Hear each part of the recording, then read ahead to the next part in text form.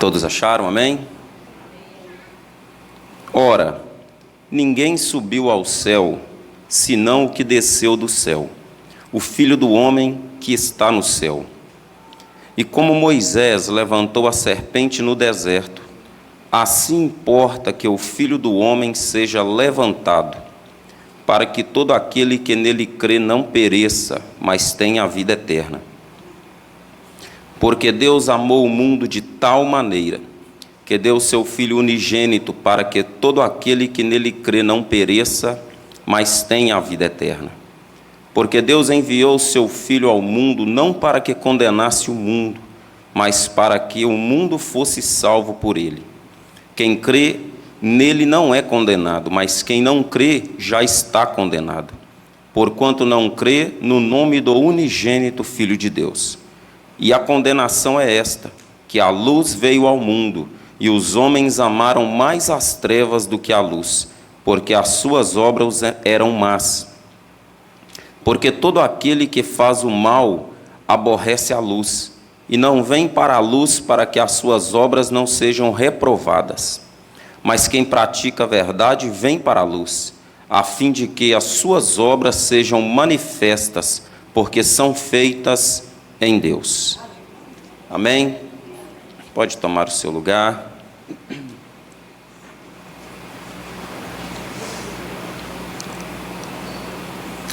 Amados e queridos irmãos, nós acabamos de ler um texto que traz uma das grandes e belas revelações neotestamentárias para os nossos dias, tendo em vista que João vai escrever que Jesus, ele é comparado com uma serpente que foi levantada em um deserto para que pudesse atrair todos os olhares a ele. E atraindo esses olhares, dar a oportunidade de escolha entre a vida e a morte. Jesus, quando foi levantado, diz a Bíblia que, lá no capítulo 27 do livro de Mateus, ele, quando é levantado no madeiro, Jesus, ele é colocado na cruz do meio, de um lado e de outro. Diz o texto que haviam dois ladrões, homens que haviam cometido o mesmo tipo de crime, homens que haviam cometido as mesmas falhas, os mesmos erros, e haviam sido condenados à mesma morte. É interessante lembrar que no Império Romano haviam pelo menos 4 tipos de morte por sofrimento. E esse sofrimento, ele tinha níveis. O primeiro nível, que eu aqui vou chamar de quarto lugar, ou em quarto lugar, o primeiro nível que eles utilizavam para que uma pessoa fosse morta através do sofrimento, era o decolatio, que no latim quer dizer decapitação. O segundo era o damnatio ad bestias, que significa ser lançado vivo entre bestas feras. O terceiro é ser queimado vivo, crematio. E o quarto, a crucificação. Porém, essa ordem que eu estou colocando é como que de maior sofrimento ao menor sofrimento. Você pega a crucificação, você pega o queimar vivo, lançado entre os animais, e o decapitação.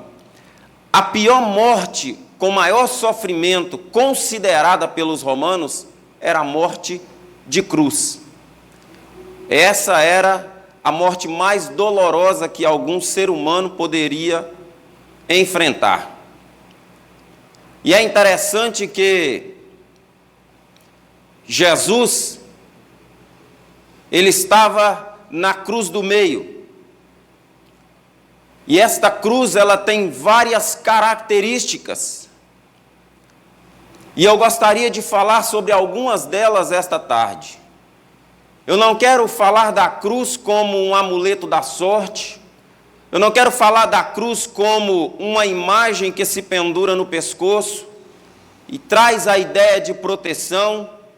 Também não quero falar da cruz como algo que você carrega literalmente um pedaço de madeira e gera com isso algum tipo de sacrifício. Eu quero falar da cruz como um símbolo, onde Cristo usou para dividir a humanidade. Este símbolo, ele tem características muito peculiares.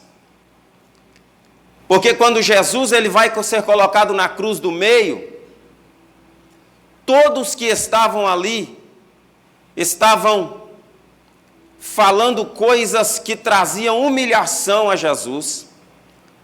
As pessoas que estavam ali, eles estavam colocando Jesus como que em vitupério.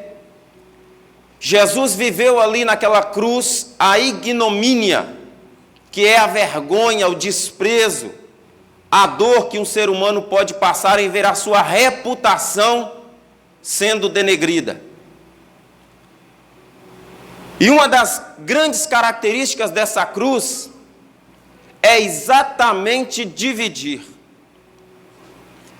Não por acaso ela ficou no meio.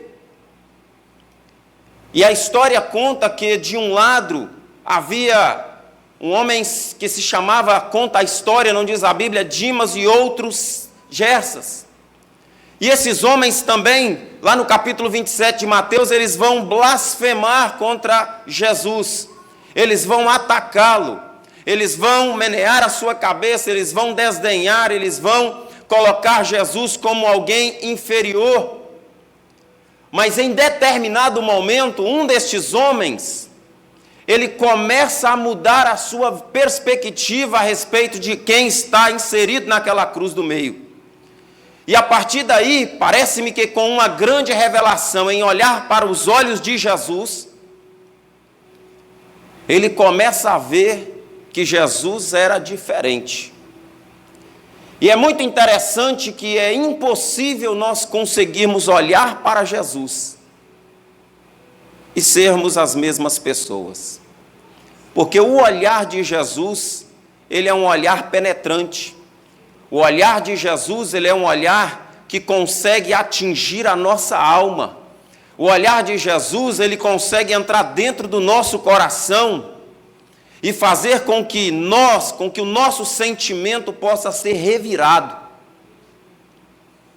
Então, à medida que ele olhava para Jesus, o seu coração começou a mudar. E um sentimento de arrependimento começou a brotar no seu coração. A ponto dele olhar para aquele ladrão e dizer para ele: olha, a gente não deve falar deste homem, porque este homem é justo. Nós recebemos o castigo que merecíamos, mas ele nenhum mal fez. E ele vai então colocar da sua alma o maior pedido que um homem pode fazer: Senhor, lembra-te de mim quando entrares no seu reino. E Jesus vai responder com a sua voz meiga, mansa, cansada do Calvário, mas vai dizer para ele: hoje mesmo estarás comigo no paraíso. Porque o sacrifício de Jesus, no seu maior momento de humilhação, revelou a um homem que era a única saída para a salvação da sua alma. Então, a primeira das características da cruz de Jesus era a divisão. É interessante que parece algo estranho falar que a cruz de Jesus, ela traz divisão. Mas essa é uma das grandes características, sabe por quê? Porque a primeira divisão, ou a primeira característica de divisão que ela tem é interna. É dentro de mim mesmo. O apóstolo Paulo vai dizer que os nossos membros guerreiam entre si. E o bem que eu desejo fazer, eu não faço. Mas o mal que eu não quero fazer, isso faço. Ele está dizendo: há uma guerra dentro dos meus e dos seus membros todos os dias das nossas vidas. Porque todos os dias eu quero fazer algo bom, algo novo, algo de qualidade para Deus. Mas em muitas ocasiões eu me pego fazendo exatamente o contrário. E essa cruz veio para colocar uma divisão entre aquilo que eu desejo e aquilo que a minha carne deseja, aquilo que eu preciso fazer e aquilo que a minha carne deseja fazer. Essa cruz veio para colocar um ponto de interrogação, porque todas as vezes que olharmos para esta cruz, nós teremos que decidir quem nós devemos agradar, se a Jesus ou se aos meus próprios desejos. Então o apóstolo Paulo, quando ele descreve isso, no capítulo 7 de Romanos, ele vai chegar num momento que ele vai dizer: miserável homem que sou, quem me livrará do corpo desta morte? Paulo estava dizendo isso porque dizem o costume romano que os tiranos, eles tinham por costume, quando alguém cometia um homicídio, e eles descobriam, eles pegavam o corpo daquela pessoa que havia sido assassinada, amarravam no corpo daquele assassino e ele deveria caminhar por praça pública. E à medida que aquele corpo entrava em putrefação, ele contaminava aquele ser humano que havia cometido tal crime, a ponto daí a pouco ele morrer contaminado por tudo aquilo que se obtinha daquela putrefação humana. Então Paulo está dizendo: olha, todos os dias eu tenho que brigar, porque eu sei que em mim habita o pecado. O salmista Davi diz que em pecado eu fui concebido, e em pecado gerou-me a minha mãe, mas os seus olhos me viram. Porque na cruz de Jesus foi colocada uma divisão, onde eu posso ainda ter um sentimento pecaminoso tentando mudar a minha mente, mas Jesus me deu no Calvário a porta de escape para que eu pudesse ter vida. No Calvário eu encontro o ponto de interrogação para a minha vida: se eu desejo satisfazer a mim mesmo ou se eu vou sacrificar-me para agradar a Jesus. É interessante que a primeira divisão ela é interna, mas há uma segunda característica da cruz que também é a divisão.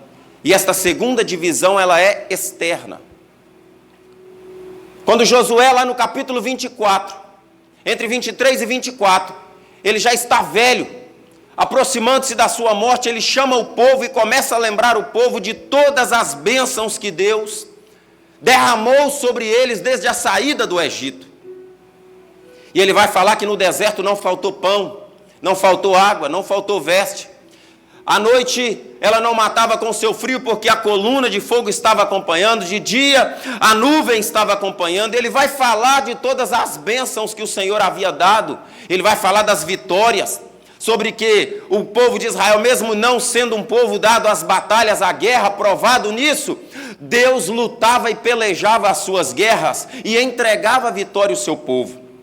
Mas ele também vai chegar em um determinado momento que ele vai dizer: olha, vocês devem continuar seguindo a Deus, continuar caminhando e seguindo os seus mandamentos, porque se vocês continuarem assim, Deus vencerá os vossos inimigos, Deus entregará as vitórias nas vossas mãos, Deus continuará guardando a vossa casa, Deus continuará colocando vocês como um povo diferente, que toda a terra saberá que há um Deus que luta e zela por vocês.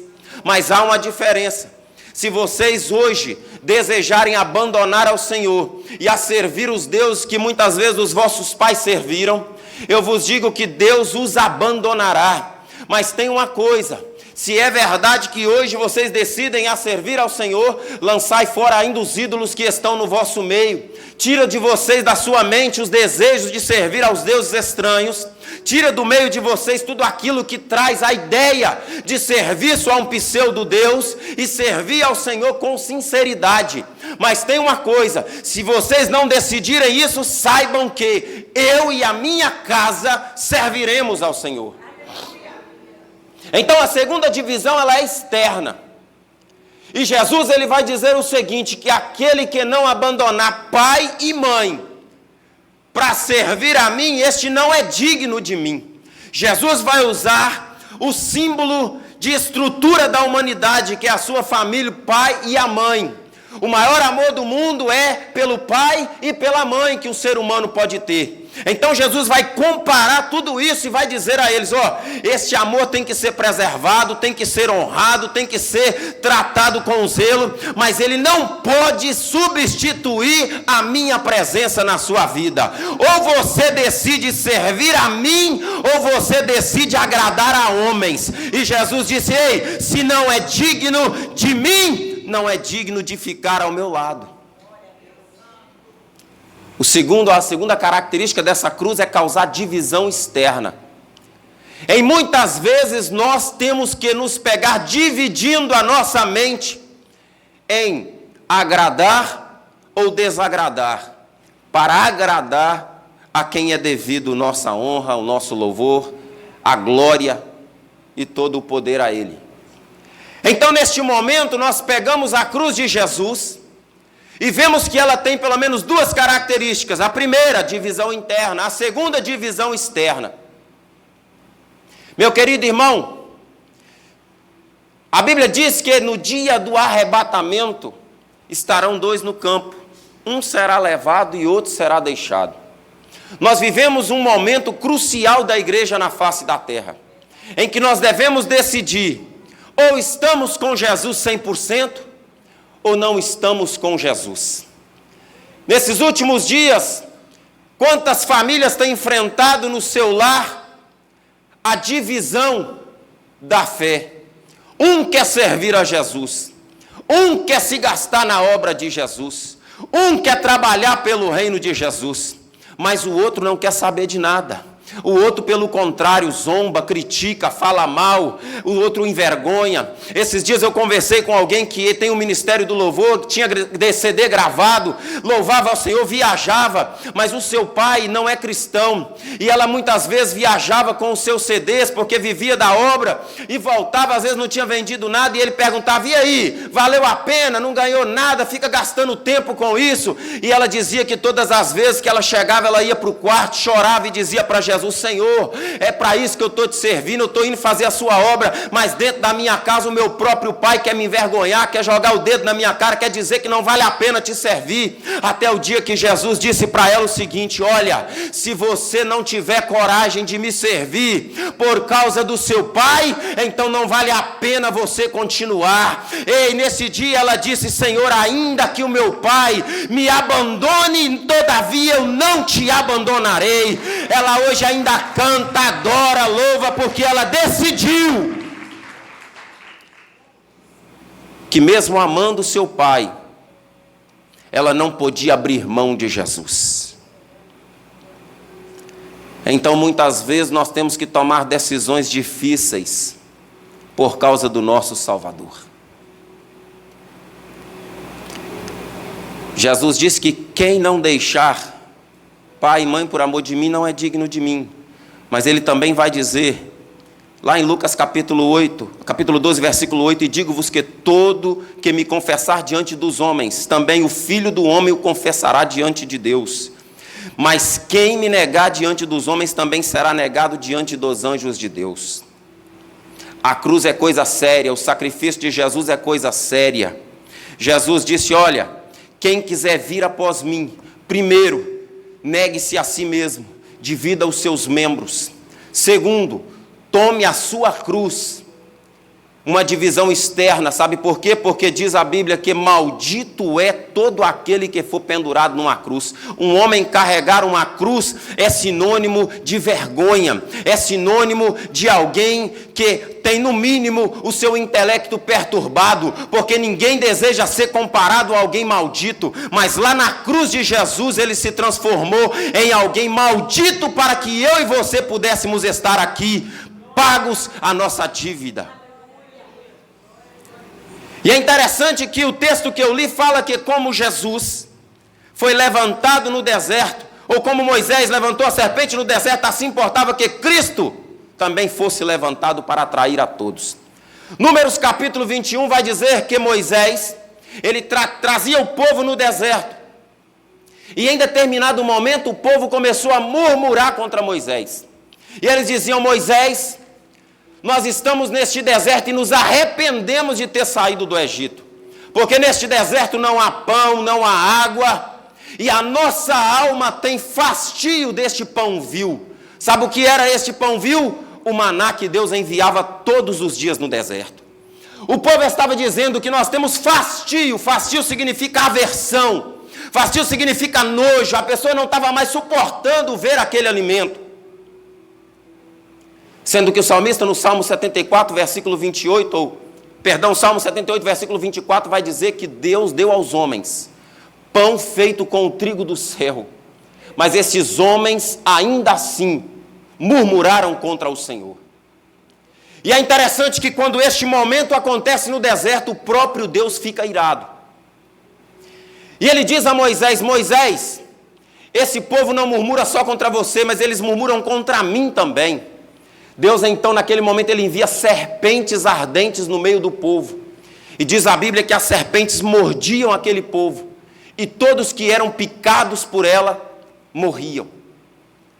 Naquele momento, as pessoas começaram a gritar por socorro e a dizer: Moisés, pecamos contra o Senhor, ore por nós agora. Moisés então começa a interceder pelo povo e Deus diz: faz uma serpente de metal. Levanta ela no deserto, e há de ser que todo aquele que olhar para essa serpente ficará curado e não morrerá. Quando Deus faz isso com o povo de Deus, Moisés então ele confecciona aquela serpente, e a serpente de metal aqui ardente não é porque ela estava em brasa, e sim porque a picada dessa serpente causava tanto calor no ser humano, que ele quase que morria sentindo queimação no seu corpo, como se estivesse pegando fogo. E ali naquele momento, a serpente é levantada no deserto.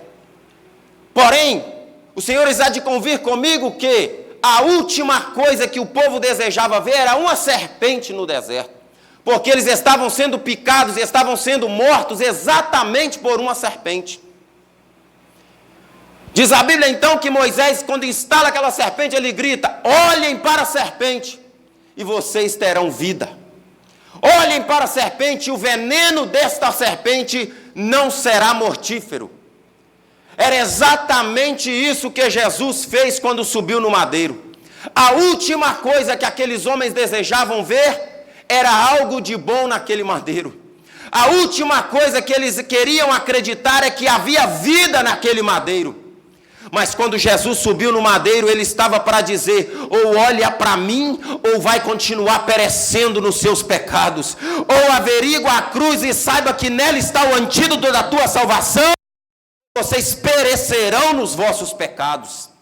Eu venho aqui nesta tarde trazer uma mensagem séria para os nossos dias, porque a igreja do Senhor Jesus tem estado muito estranha nesses últimos dias, a ponto de agora ser comum nós irmos aos baile funk gospel, ser comum nós irmos às boates gospel, ser comum ver no púlpito forró gospel, e a cruz de Jesus está abandonada, o sacrifício tem sido colocado de lado para Jesus, do louvor, da gratidão, do meu amor, dado somente a ignomínia, a vergonha nossos dias. Mas eu vim aqui dizer para você que a salvação continua no Calvário.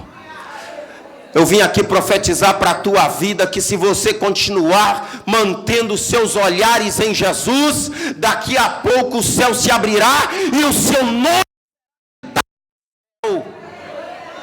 Alai chokat tumihare abadassuri akandarabagai.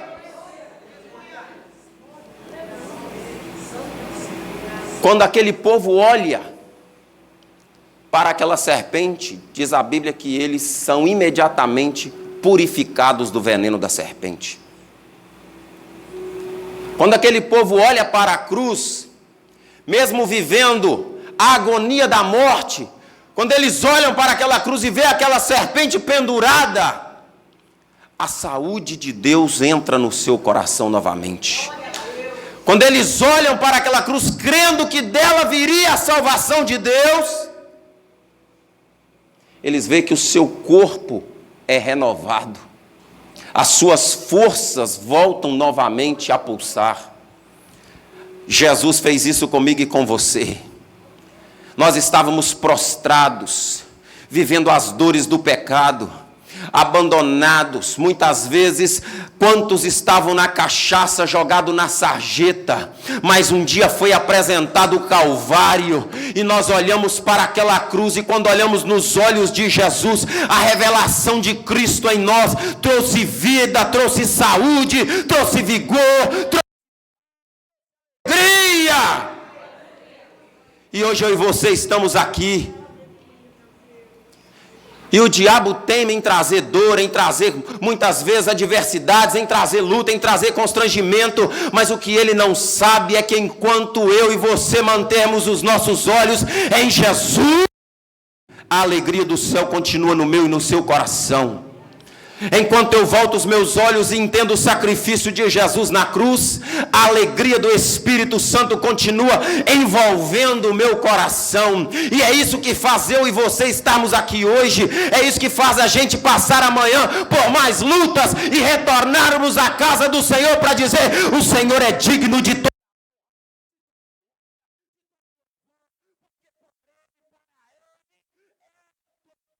louvor e a nossa glória.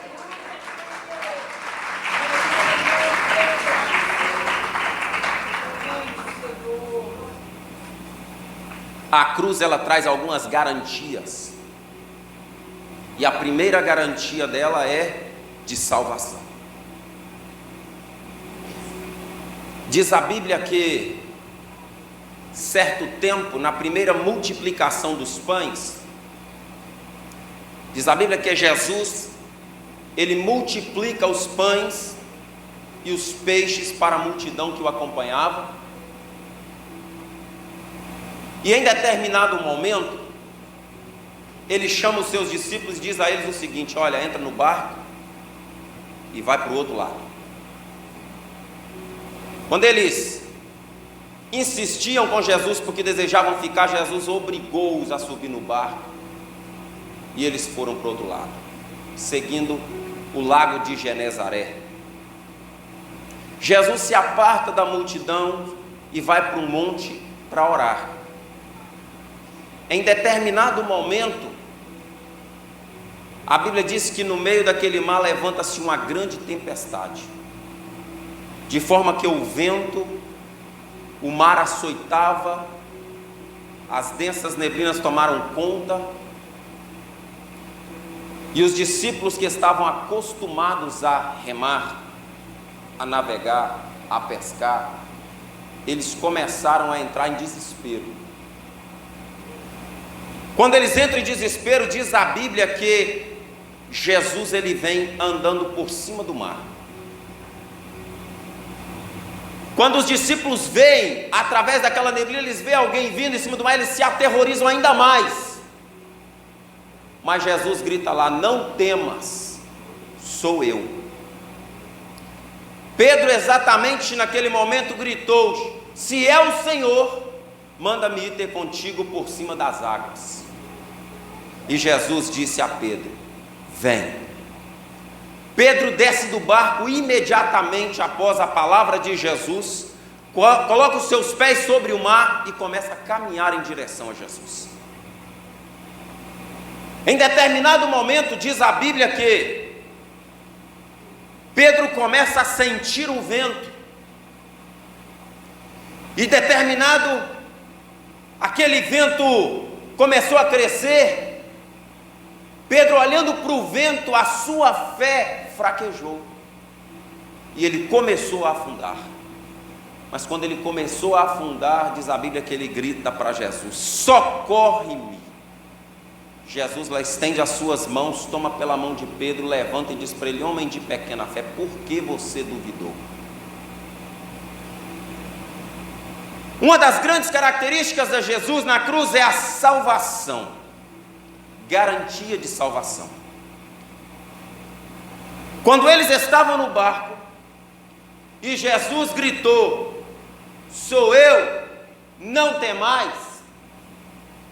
Naquele momento que Pedro decide descer do barco e ir ter com Jesus, a primeira coisa que ele teve que fazer para garantir a sua salvação é despir-se da sua mente. do seu intelecto, do seu raciocínio humano, das suas ideias que compunham a sua personalidade. Sabe por quê? Porque ninguém pode andar sobre o mar pensando de uma forma humana. Ninguém visa a salvação se ainda manter os seus olhos nesta terra.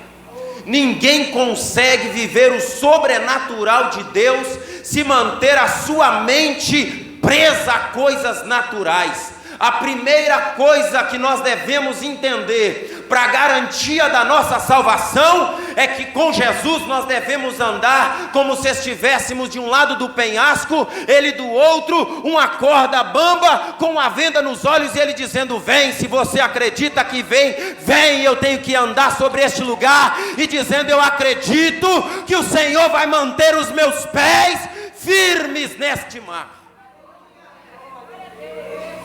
Eu profetizo em nome de Jesus, você não vai morrer neste mar. Ei, tem um Deus lá em cima no céu que ainda vela pela minha e pela tua fé. A palavra de Jesus é a garantia da nossa vitória. Sabe por quê? Porque ele, quando disse para Pedro: vem, ele estava dizendo: eu penhoro a minha palavra e te garanto que o mar não vai tragar a tua vida. Então a primeira garantia da salvação, ela requer que tenhamos que despir-nos de tudo aquilo que é comum. Meus irmãos, é impossível você alcançar algo sobrenatural por meios humanos. Só toca o sobrenatural quem consegue sair do ambiente natural, quem consegue tocar este ambiente sobrenatural. E parece que isso é uma utopia, mas a palavra de Deus é loucura para os que perecem, mas para nós que somos salvos é o poder de Deus para a nossa salvação. Então Jesus, ele através da cruz, ele nos deu garantia de vitória, mas ele também garante que a nossa chegada é certa. Jesus disse: eu vou para o Pai e vou preparar-vos lugar, e virei para vós, para que onde eu estiver, estejai vós também. A salvação que Jesus deliberou na cruz do Calvário, ela garantiu a nossa chegada. O céu continua de portas abertas para quem ainda está lavado e remido no sangue de Jesus. O céu ainda continua esperando. Há uma expectativa no céu, e esta expectativa é pela minha e pela sua vida. Sabe por quê? Porque parece-me que a cada dia que um santo morre e que ele chega no céu, há uma grande festa na chegada destes, mas também continua uma grande expectativa, porque parece que eu vejo os anjos de Deus fazendo festa, dizendo: mas ainda a gente